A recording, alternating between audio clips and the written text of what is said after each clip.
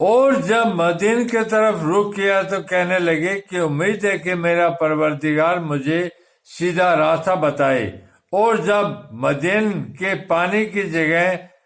پر پہنچے تو دیکھا وہاں لوگ جمع ہو رہے اور اپنے چارپائیوں کو پانی پلا رہے ہیں، اور ان کے ایک طرف دو عورتیں اپنی بکریوں کو روکے کھڑی ہے۔ موسیٰ نے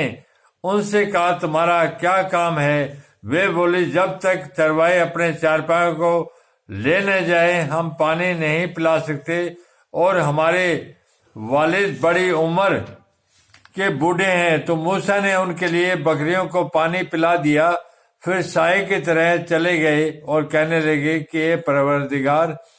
میں اس کا محتاج ہوں کہ تم مجھ پر اپنی نعمت نازل فرمائے۔ تھوڑی دیر بعد ان میں سے ایک عورت جو شرماتی اور لجاتی چلی آتی تھی موسیٰ کے پاس آئی اور کہنے لگی کہ تم کو میرے والد بلاتے ہیں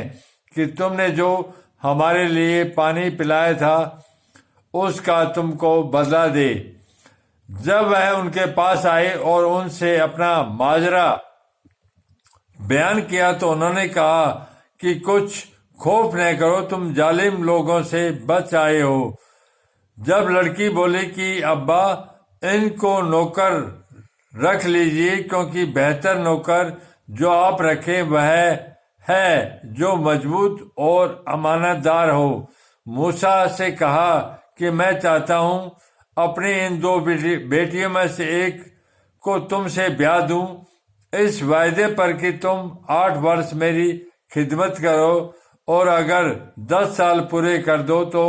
وہ تمہاری طرف سے احسان ہے، اور میں تم کو تکلیف ڈالنے نہیں چاہتا۔ تم مجھے انشاءاللہ نیک لوگوں میں پاؤ گے۔ موسیٰ نے کہا کہ مجھ میں اور آپ میں یہ پکا وعدہ ہوا، میں جو بھی مدت چاہوں پوری کر دوں، پھر مجھ پر کوئی زیادتی نہ ہو، اور ہم جو سمجھوتا کرتے ہیں خدا اس کا گواہ ہے۔ جب موسیٰ نے مدت پوری کر دی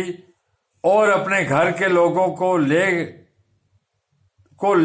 کر چلے تو طور کی طرف آگ دکھائی دی، تو اپنے گھر والوں سے کہنے لگے تم یہاں ٹھہرو، مجھے آگ نظر آئی ہے، شاید میں وہاں سے راستے کا کچھ پتہ لاؤں یا آگ کا انگارہ لے آؤں تاکہ تم تاپو۔ جب اس کے پاس پہنچے تو میدان میں دائیں کنارے سے ایک مبارک جگہ میں ایک پیڑ میں سے آواز آئی کہ موسیٰ میں تو خدا رب العالمین ہوں، اور یہ کہ اپنی لاٹھی ڈال دو۔ جب دیکھو کہ وہ حرکت کر رہی ہے گویا سانپ ہے تو پیٹ پھیر کر چل دیے اور پیچھے مڑ کر بھی نہ دیکھا۔ ہم نے کہا موسیٰ آگے آؤ اور ڈرو مت، تم امن پانے والے میں ہو۔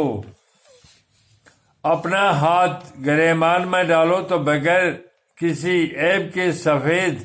نکل آئے گا، اور ڈر دور ہونے کی وجہ سے اپنے بازو کو اپنی طرف سکیڑ لو۔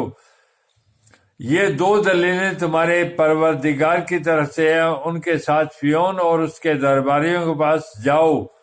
کہ وہ نافرمان لوگ ہیں۔ موسیٰ نے کہا اے پروردگار، ان میں سے ایک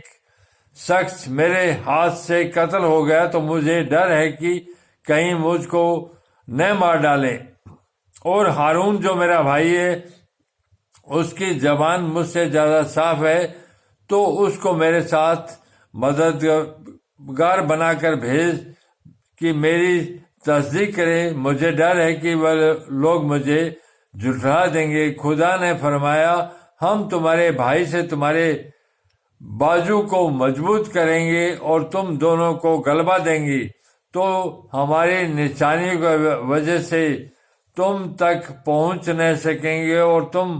اور جنہوں نے تمہاری پیروی کی غالب رہو گے۔ اور جب موسیٰ کے پاس ہماری کھلی نشانیاں لے کر آئے تو کہنے لگے یہ تو جادو ہے، تو اس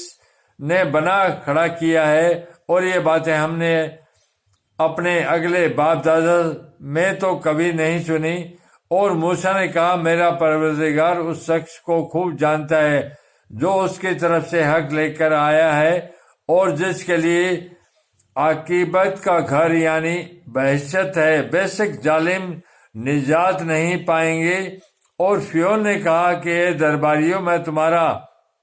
اپنے سوا کسی کو خدا نہیں جانتا، تو حامان میرے لیے گارے کی آگ لگا کر اینٹ پکا دو، پھر ایک اونچا محل بنا دو تاکہ میں موسیٰ کے خدا کی طرف چڑھ جاؤں۔ میں تو اسے جھوٹا سمجھتا ہوں، اور وہ اور اس کے لشکر ملک میں ناحق گھمنڈ میں چور ہو رہے تھے اور خیال کرتے تھے کہ وہ ہماری طرف لوٹ کر نہیں آئیں گے، تو ہم نے ان کو اور ان کے لشکروں کو پکڑ لیا اور دریا میں ڈال دیا۔ سو دیکھ لو